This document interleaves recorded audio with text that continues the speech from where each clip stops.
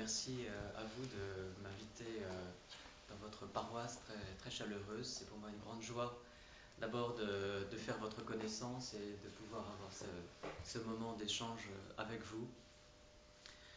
Je suis donc invité à parler de la conciliarité et de la sobornost dans l'Église orthodoxe russe et dans l'Église catholique. C'est un thème qui est d'actualité puisque c'est le thème qui a été choisi par la Commission internationale catholique orthodoxe qui s'est réunie il y a 3 semaines à Belgrade. Et donc c'est un thème qui est très important, la conciliarité. Je voudrais commencer par dire qu'on se réfère souvent au concile de 1917-18, entre autres justement parce qu'il a promu cette sabornost, cette conciliarité. Comme on se réfère souvent au Concile Vatican II, parce qu'il a aussi promu ce qu'on a appelé la collégialité. On verra quelle est la différence entre la collégialité et la conciliarité, mais il est parfois dangereux de se référer uniquement à l'esprit des conciles sans regarder exactement la teneur des débats et en particulier les décisions qui ont été prises. Et il peut être dangereux même de se référer uniquement à l'esprit d'un concile. Par exemple, on s'est référé à l'esprit de Vatican II pour faire bien des innovations dans la liturgie.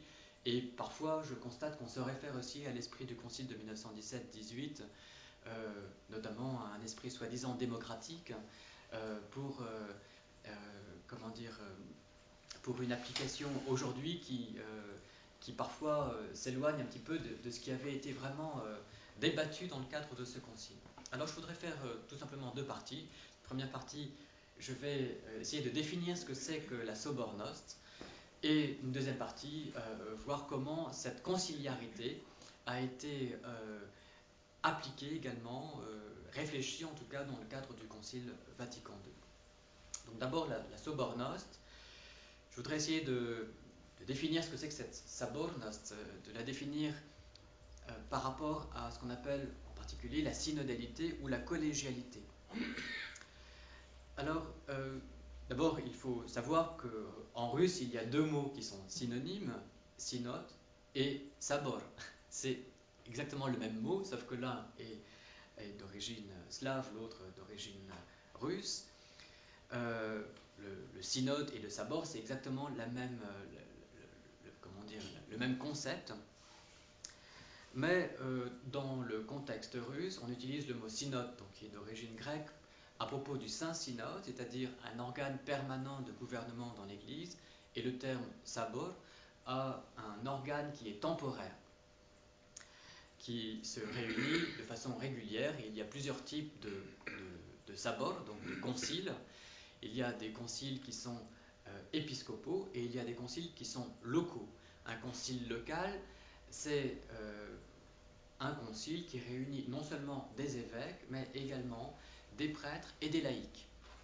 Et c'est l'originalité de ce concile de Moscou que d'avoir réuni non seulement des évêques, mais également des prêtres et des laïcs, comme on le verra.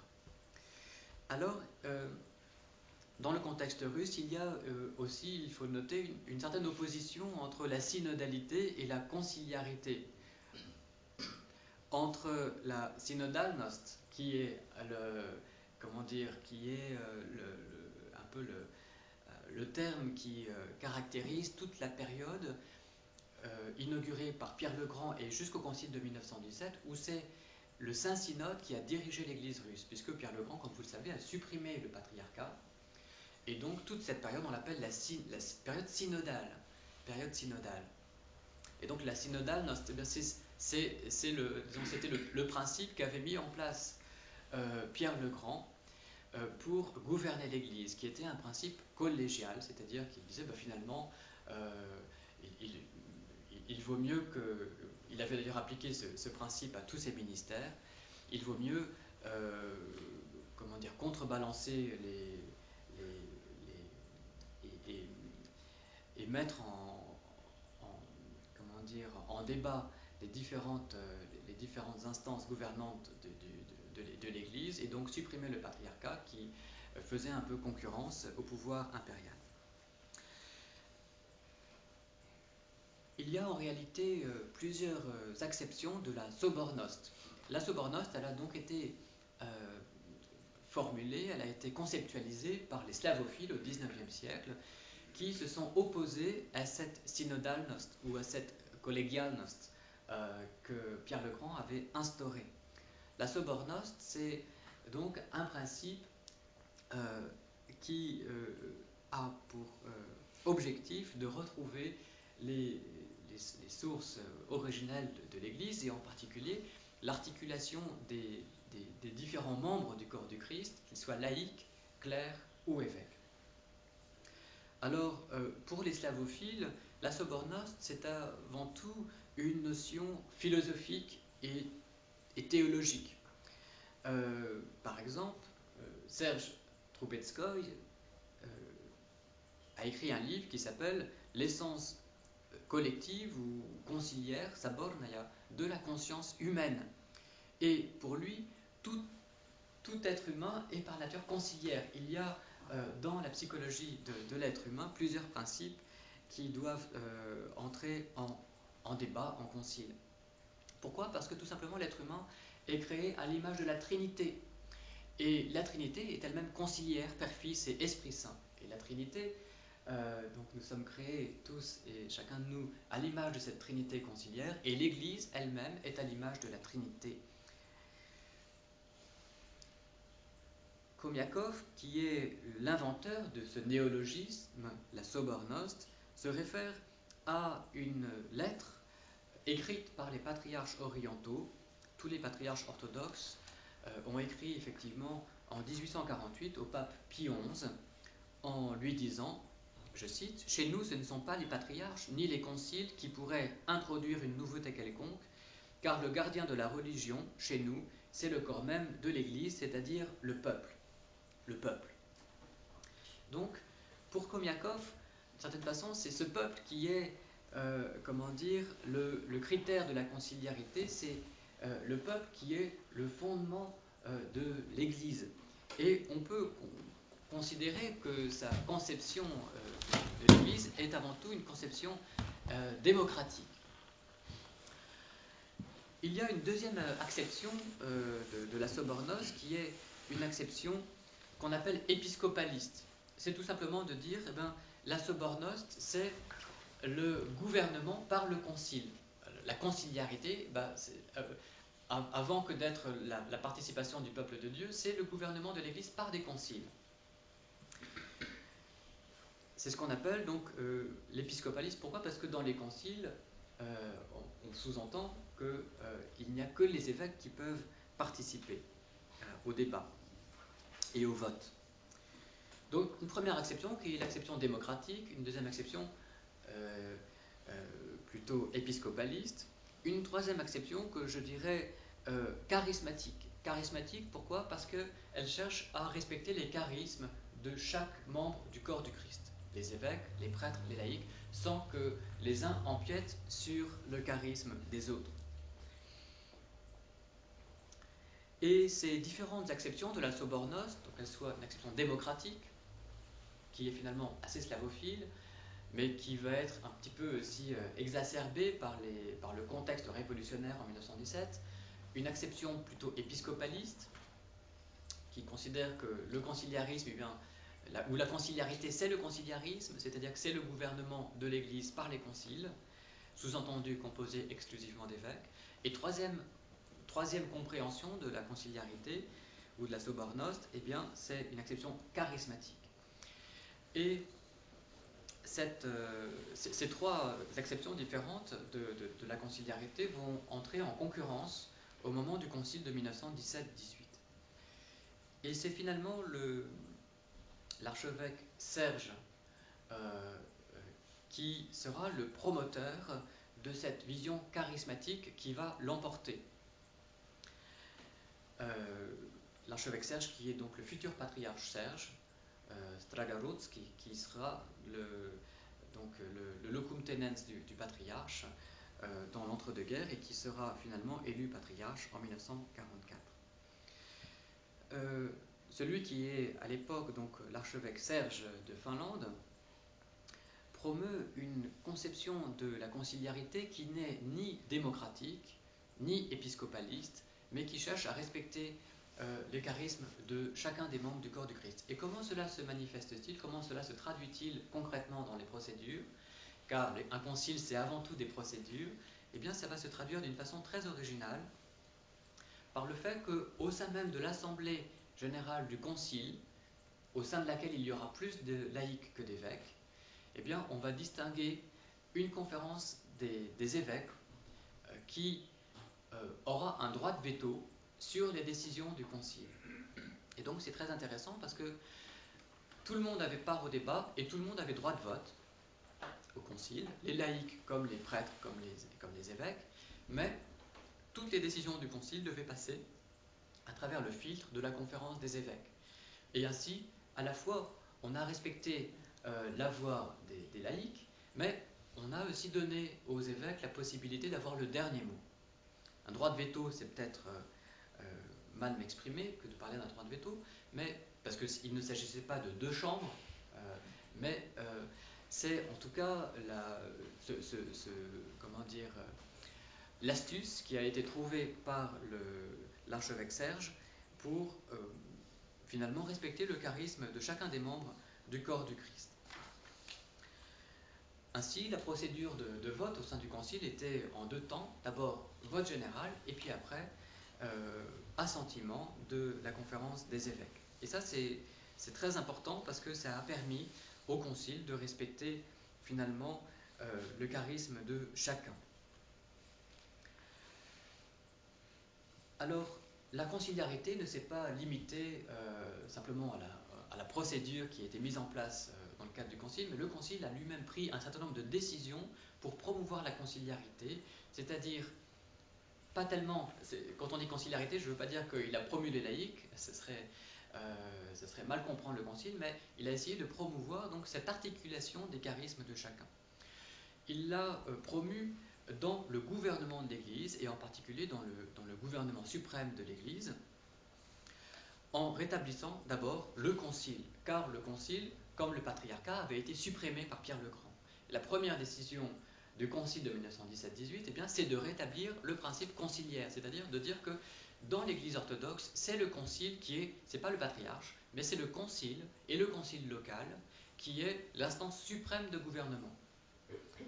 Et cela est très important puisque c'est grâce au concile de 1917 que jusqu'à nos jours, eh bien, l'instance suprême de gouvernement dans l'Église russe, c'est le concile. Et pas dans l'Église orthodoxe d'une façon générale, mais enfin, c'était déjà le cas ailleurs, dans les autres églises orthodoxes. Mais c'est grâce au concile de 17-18 que des conciles ont pu être à nouveau convoqués dans l'Église russe. Alors il y a eu des conciles locaux en 1945.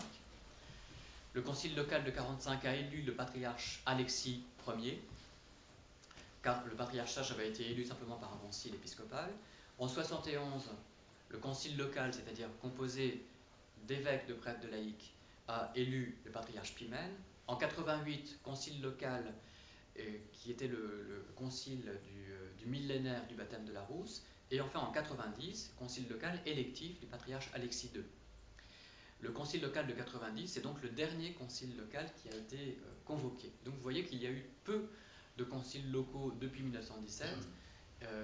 Ce sont essentiellement des conciles électifs, 45, 71 et 90, pour élire à chaque fois des patriarches. Le seul concile local non électif, c'est le concile qui a célébré le millénaire de la Rousse en 88. Il y a eu également des conciles épiscopaux, et même nombreux. Je ne mentionnerai que le premier d'entre eux, celui de 44, qui a élu le patriarche Serge, et le dernier, celui de, enfin même il y en a eu un en 2004, mais celui de 2000 est particulièrement important car il a donné à l'Église orthodoxe russe de nouveaux statuts, et un statut particulièrement intéressant car il revient à la procédure de 1917 pour la procédure de vote au sein du concile. C'est-à-dire que le statut actuel de l'Église orthodoxe russe, celui de 2000, est revenu à la procédure de décision de 1917, c'est-à-dire que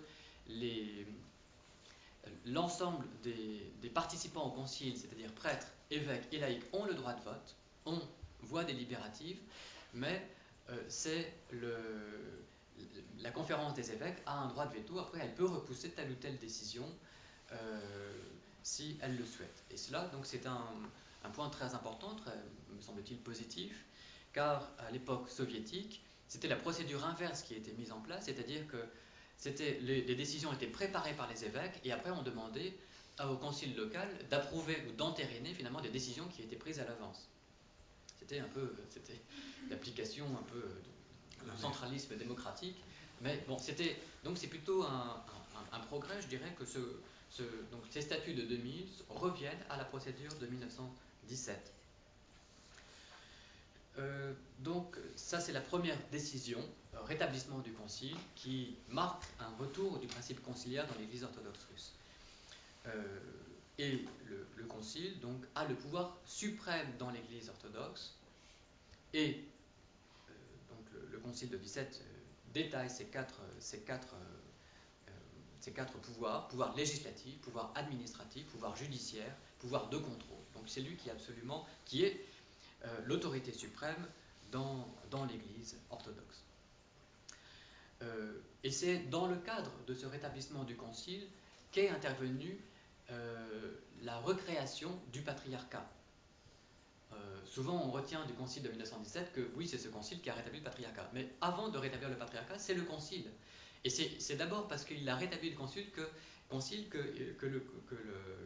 l'Assemblée 1917 a pu recréer, et je dis bien recréer, l'institution patriarcale. Pourquoi recréer? Parce qu'on n'a pas simplement restauré l'institution patriarcale telle qu'elle existait avant sa suppression par Pierre le Grand. On a vraiment réfléchi à la place du patriarche comme un primus inter pares, un premier parmi les évêques. C'est lui qui est le président du Saint-Synode. Il a un certain nombre de droits propres, en particulier liturgiques, mais il n'est pas... évidemment, on craignait beaucoup en 1917 de rétablir ou de créer un pape orthodoxe, et cela n'est pas du tout le cas.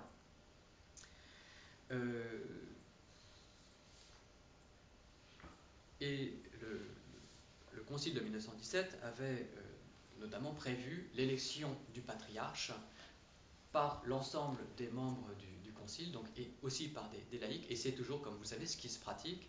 L'Église orthodoxe russe élit toujours son patriarche avec des assemblées conciliaires composées cette fois-ci non plus d'une majorité de laïcs, car le concile de 1917 avait prévu que chaque diocèse serait représenté par 3 clercs et 3 laïcs, et donc avec ce système on avait abouti au fait que finalement les laïcs avaient la majorité par rapport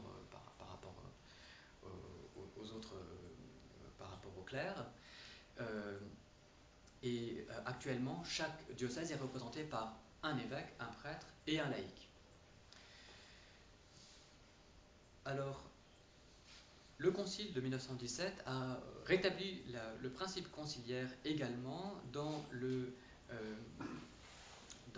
gouvernement suprême de l'Église, en instituant à côté du Saint-Synode, car le Saint-Synode n'a pas été supprimé. C'est sûr qu'on parle souvent de la période de Pierre le Grand comme la période synodale, mais le Saint-Synode n'a pas été supprimé par le Concile de 17, mais à côté du Saint-Synode, le Concile de 17 a instauré un organe qui s'appelle le Conseil suprême de l'Église. Et ce Conseil suprême de l'Église, il est très intéressant car il s'occupait, d'abord parce qu'il était composé aussi, il était mixte, il y avait des laïcs, et il s'occupait de, si on peut parler ainsi, du temporel de l'Église, c'est-à-dire de tout ce qui est administratif. Tandis que le Saint-Synode avait des compétences essentiellement spirituelles ou théologiques. Le Conseil suprême de l'Église était une instance de gouvernement ecclésiastico-social, si on veut, qui avait une compétence dans les domaines juridiques ou politiques ou économiques. Au plan de l'éparchie ou du diocèse, le concile de 17 restaure également le principe conciliaire de plusieurs façons. D'abord en instituant le principe de l'élection de l'évêque. Alors, ça ne veut pas dire que tous les fidèles d'un diocèse sont invités à élire l'évêque, c'est une procédure plus complexe. C'est l'assemblée diocésaine qui est elle-même composée de représentants des paroisses qui propose un certain nombre de candidats qui doivent être approuvés par le Saint-Synode. Et donc, en fin de compte, l'évêque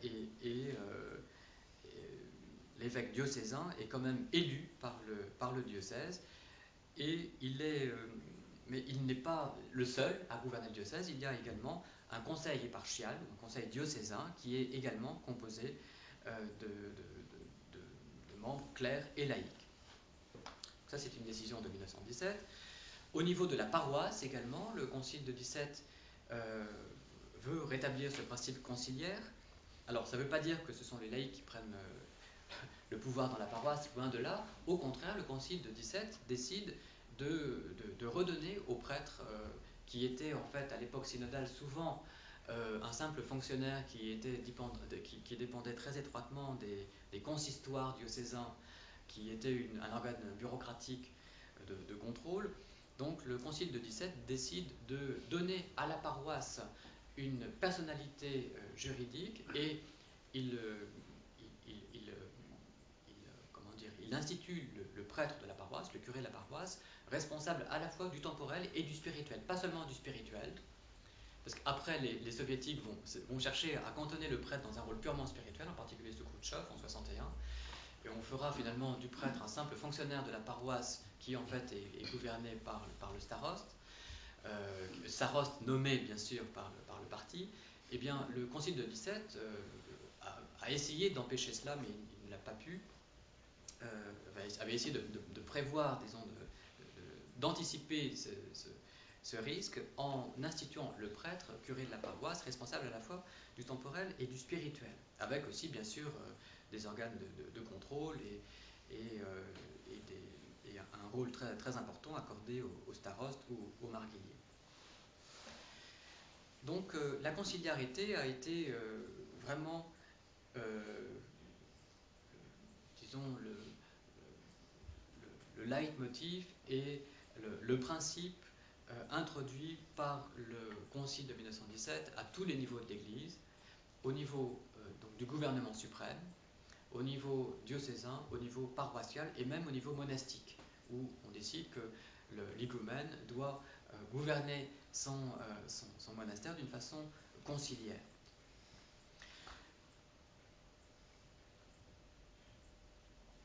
Alors, cette conciliarité n'a pas forcément été bien comprise ni bien acceptée, en particulier par un certain nombre de théologiens de l'émigration, notamment le père Nikolai Afanassiev,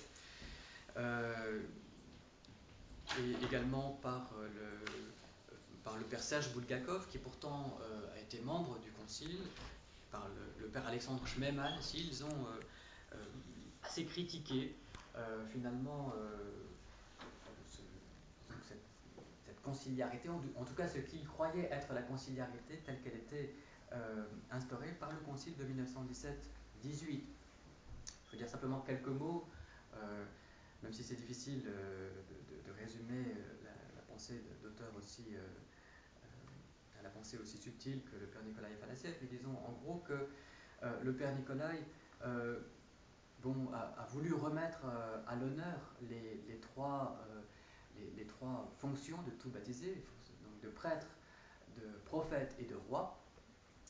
Et pour lui, l'exercice du ministère royal et prophétique des laïcs doit s'exercer avant tout sous la forme du témoignage, mais pas sous la forme d'un gouvernement représentatif ou de l'enseignement par les laïcs. Et il dit finalement que le Concile a fait exactement l'inverse. Il a donné aux laïcs des fonctions dans l'administration et même dans la prédication, car le Concile décide qu'avec l'autorisation de l'évêque, certains laïcs qui auront été formés spécialement pour ça et auront été institués pour ça pourront prêcher. Eh bien, le père Nikolai Afanassiev reproche beaucoup au Concile d'avoir permis cela, permis donc de donner aux laïcs un rôle dans le gouvernement de l'Église et dans la prédication, tout en les écartant finalement de ce qui pour lui est le plus important, c'est-à-dire la dimension sacerdotale du baptême, de la liturgie. Il dit finalement, on a laissé les clercs seuls autour de l'autel, alors qu'on aurait dû finalement faire plus participer les laïcs à la, comment dire, à la célébration, au culte de l'Église, et on les a introduits dans le gouvernement et dans la prédication, alors que cela, ça suppose un charisme propre qui est celui des évêques. Voilà, en gros, pour résumer, je peux citer par exemple quelques passages de Père Nicolas Afanassiev. C'est dans son livre que vous connaissez sans doute, qui s'appelle L'Église du Saint-Esprit. Il dit « Les laïcs ne peuvent être ni co-administrateurs ni co-docteurs ». Ou encore, il dit « Tout le peuple de Dieu est appelé au ministère sacerdotal, car chacun, en entrant dans l'Église, est établi en vue de ce ministère par le don de charisme du sacerdoce royal. C'est pourquoi, dit-il, les laïcs concélèbrent, ils sont les co-liturges de leur proestotès, du président. Mais ils ne peuvent donc être ni co-administrateurs, ni co-docteurs. » Voilà une critique donc, du concile de 1917. Il y a d'autres critiques parmi les théologiens de l'immigration, notamment le père Alexandre Schmemann, qui a comment dire, reproché au concile de 1917-18 d'avoir séparé le temporel et le spirituel. Alors en réalité, mais je ne vais pas entrer dans les détails, ces critiques sont très intéressantes et elles pointent du doigt des dangers, des risques qui auraient pu être ceux du concile de 1917-18, mais à mon avis, mais je ne vais pas entrer dans les détails, elles relèvent plus de l'idée qu'avaient le père Alexandre Schmemann et le père Nicolas Afanassiev, de l'idée qu'ils avaient du concile de 1917-18 que de la réalité. Quand on regarde dans les textes même du concile, à aucun moment, en réalité, le concile n'attribue un véritable pouvoir de gouvernement aux laïcs. Et à chaque fois qu'il confie une certaine responsabilité aux laïcs, c'est toujours dans le cadre d'une articulation générale des charismes de chacun des membres du corps du Christ. Par exemple, à chaque fois qu'il institue le principe électif, l'élection doit être confirmée par le supérieur. Les assemblées de conseil ou d'assemblée, même s'il y a la présidence des conseils et des assemblées, même s'il y a des laïcs, doit être confiée à l'évêque. Et puis enfin, il y a toujours ce fameux droit de veto, soit donc de la conférence des évêques, soit de l'évêque dans son conseil éparchial. À chaque fois, donc, il y a un certain nombre de garanties, si vous voulez, qui permettent d'éviter ce que redoute le père Nicolas Afanassiev. Voilà ce que je voulais dire sur ce concile de 17 et sur le principe de la conciliarité qu'il a mis en place. Je voudrais maintenant, dans une deuxième partie, voir comment ce principe de la conciliarité a aussi inspiré la théologie et la pratique catholique du XXe siècle, et en particulier depuis Vatican II. La transition, ça sera un théologien que j'aime beaucoup, que vous connaissez sans doute, qui s'appelle, et c'est pas parce qu'il est dominicain que je l'aime beaucoup, mais c'est Yves Congar. Yves Congar qui était un très bon connaisseur de la théologie russe, et en particulier de cette sobornost. Et c'est grâce à Congar qu'on a redécouvert cette conciliarité, cette sobornost. Et je crois que c'est grâce à Congar que certaines idées, certaines valeurs qui sont le bien commun de l'Église catholique et de l'Église orthodoxe ont pu être redécouvertes lors du Concile Vatican II. Et avant, bien sûr, parce qu'il a commencé à s'intéresser aux slavophiles et à cette notion de sabornost dès les années 30.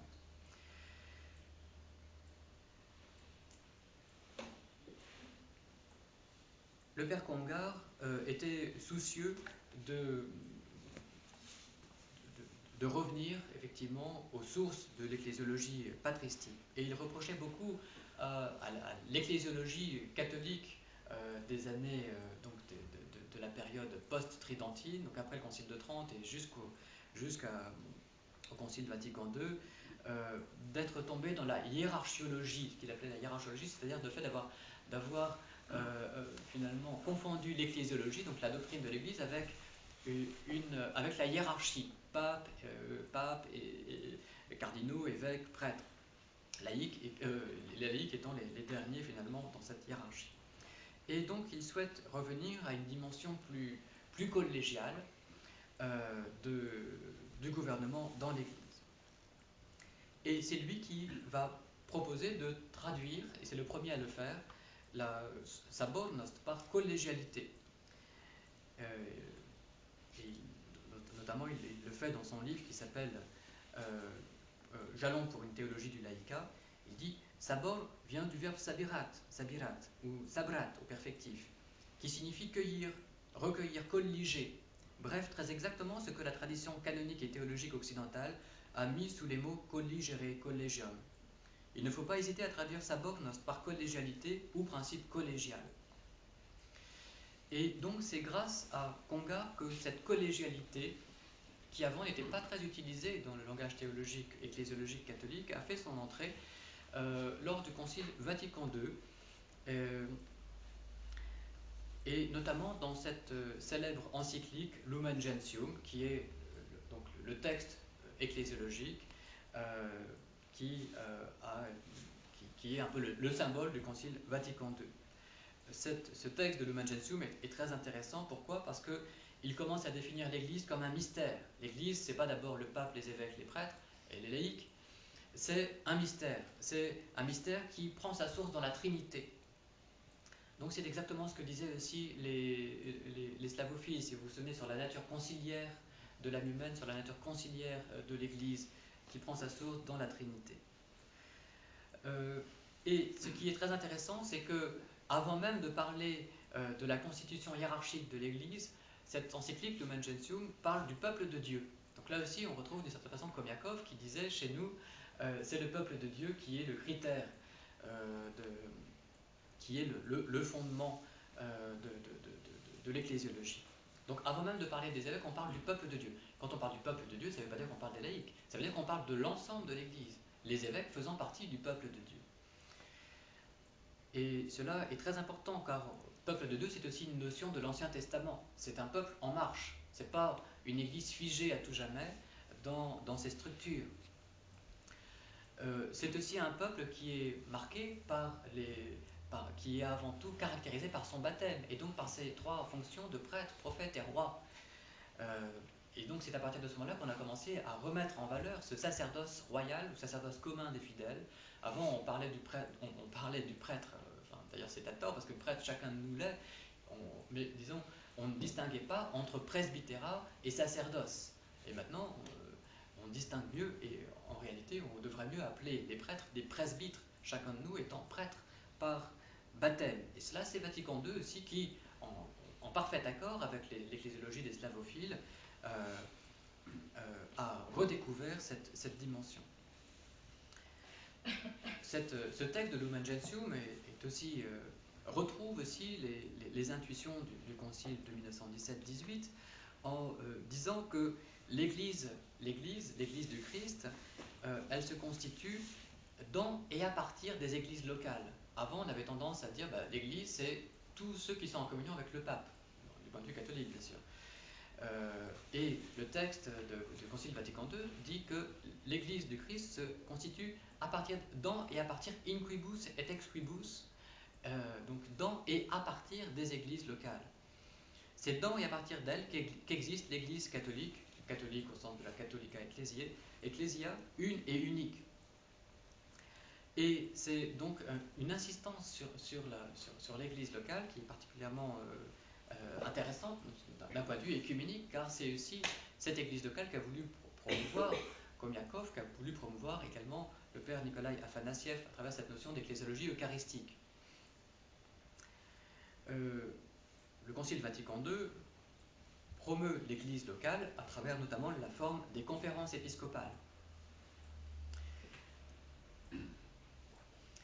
Et le Concile Vatican II, toujours dans cette encyclique Lumen Gentium, va aussi promouvoir donc cette collégialité des évêques. Des évêques dont on a reconnu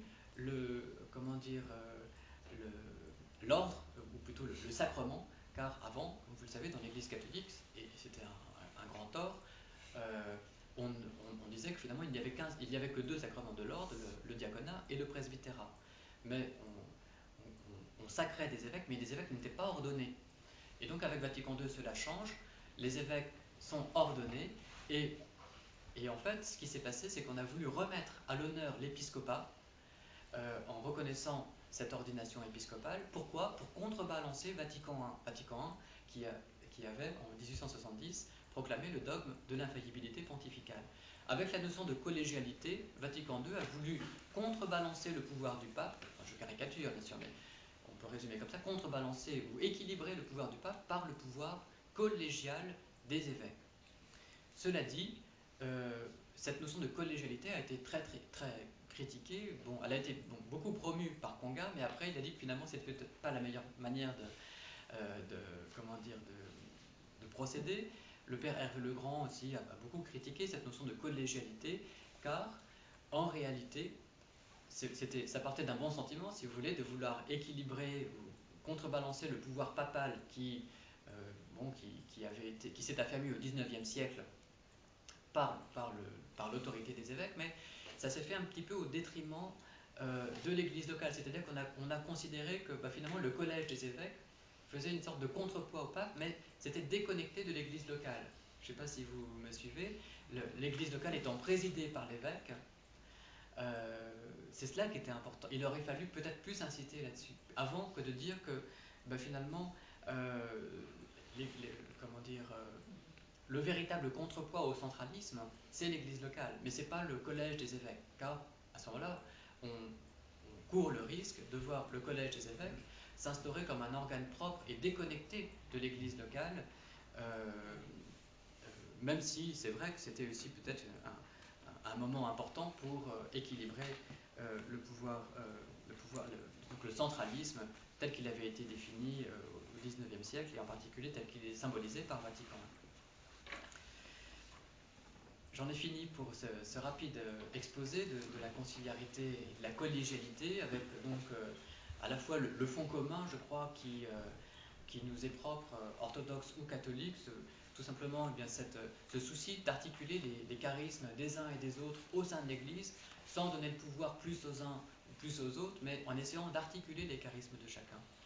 Et donc nous avons vu que cette notion de conciliarité, elle n'est pas dénuée aussi d'ambiguïté, et que donc il faut toujours finalement revenir aux sources scripturaires, aux sources patristiques, pour que nous redécouvrions ensemble cette articulation des charismes de chacun que permet la Sobornost. Je vous remercie.